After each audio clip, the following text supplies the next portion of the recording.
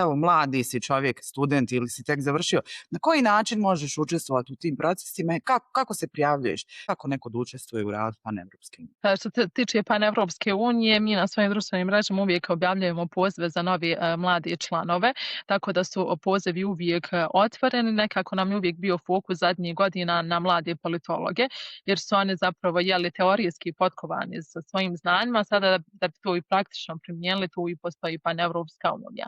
A što se tiče evropskih tijela, evropske delegacije, Evropske komisije, natječaji postoji u vidu sudjelovanja u različitim tijelima Evropske komisije.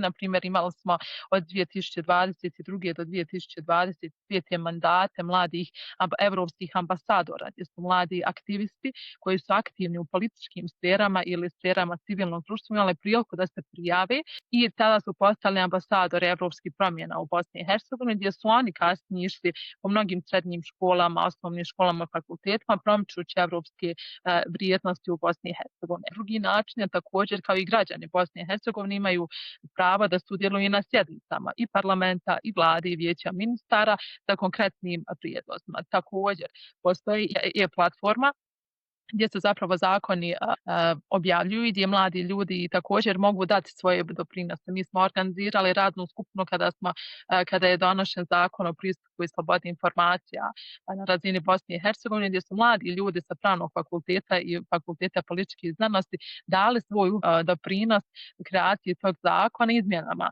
tog zakona. Taj networking zapravo najvažniji, gdje smo imali priliku mnoge mlade ljude povezati, stipendirati i poslati na mnoge edukacije, ali sa uvjetom da se vrati u Bosnu i Hercegovinu i to svoje znanje i zapravo podijeli sa drugima. Pozivam i mlade ljude da prate stranicu Panevropske unije Bosne i Hercegovine gdje objavljujemo mnoge prilike.